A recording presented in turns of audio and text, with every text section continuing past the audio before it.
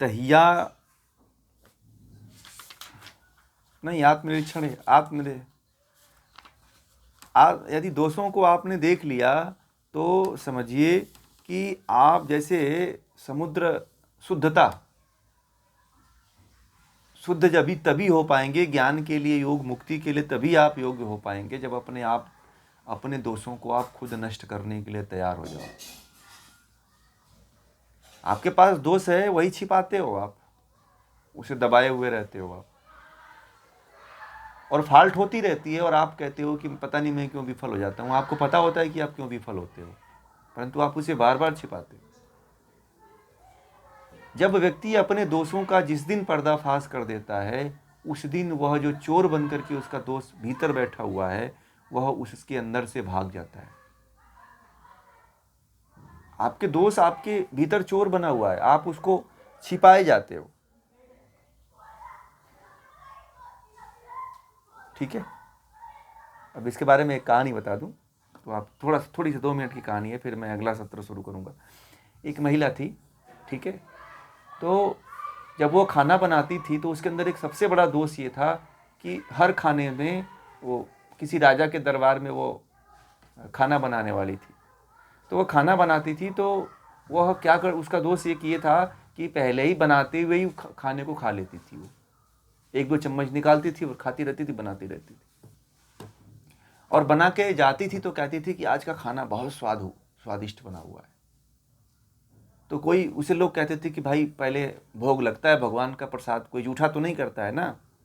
बोला नहीं मैं तो नहीं करता, कोई नहीं करता है। हाय राम, कोई जूठा करेगा खाने को। वो चली जाती थी कहकर, और उसका डेली का काम यही था। अब एक दिन भगवान के पूजा हुई तो यज्ञ में आहुति देनी थी, जो बनाई थी वो लेकर के यज्ञ में डालने के लिए दिया गया। तो देवता प्रकट हुए और कहे कि तुम मुझे जूठा रोज खिलाते हो। ठीक है, पूछा गया कि भाई कौन जूठा कर देता है, तो पता चला कि भाई खाना बनाने वाली तो करती नहीं है। ठीक है, तो बड़ी जांच हुई तो कोई पकड़ ही नहीं पाया कि खाना बनाने वाली ही खाती थी, चख लेती थी। वो उसके ऊपर कोई विश्वास ही नहीं करता था कि हाँ ये जूठा कर सकती है। परंतु बार बार यही, जब देवता को भोग लगाना होता था तो देवता यही आके कहते थे। एक दिन क्या हुआ कि वह महिला बार बार उससे ही नहीं रहा गया, तो कहा कि आज मैं पर्दाफाश अपना कर ही दूंगी। ये ना भगवान डेली अप्रसन्न हो रहे हैं, इसका मुझे पाप लगेगा, ये कब तक मैं छिपा के रखूंगी।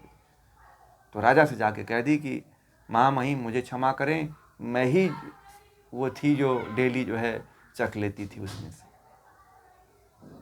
तो खुद अपना उसने पर्दाफाश कर दिया। तो राजा ने कहा कि तुम तो दंड के अधिकारी हो, क्योंकि ऐसा दंड तो तुमको नहीं करना चाहिए था। तुम्हारे ऊपर पूरे राज्य का भोजन आहार बनाने की व्यवस्था, अधिकार था, तुमने ऐसा किया।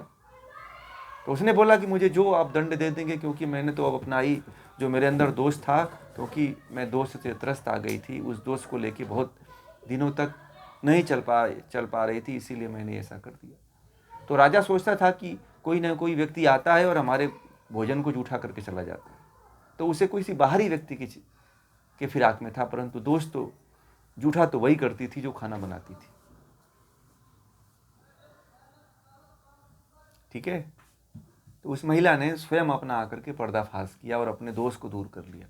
जब दोष को स्वीकार कर लिया तो ऋषियों ने कहा कि इसी को खाना बनाने के लिए कहा जाए, क्योंकि यदि सच्चा नहीं होती तो अपने दोष को स्वीकार नहीं करती, और आज के बाद से यही खाना बनाएगी। फिर दूसरे दिन जब खाना बनाई तो उस दिन देवता प्रसन्न हुआ, कहा कि आज तुमने जो है मुझे शुद्ध भोजन परोसा है। तब ऋषियों ने कहा कि उस महिला को अब दंड एकदम नहीं दिया जाए, क्योंकि उस महिला ने अपने दोष को खुद स्वीकार किया है। तो देखिए, भगवान भी क्षमा कर देते हैं। हमने स्वीकार ही नहीं किया, अकड़ में है, तो एक तो हम चोर भी होंगे और दंड भी पाएंगे। देवताओं ने भी उसे क्षमा कर दिया, राजा ने भी क्षमा कर दी। समझ में आ गई बातें? तो दोषों को मत दबाइए, कबीरदास जी के कहने का मतलब यही।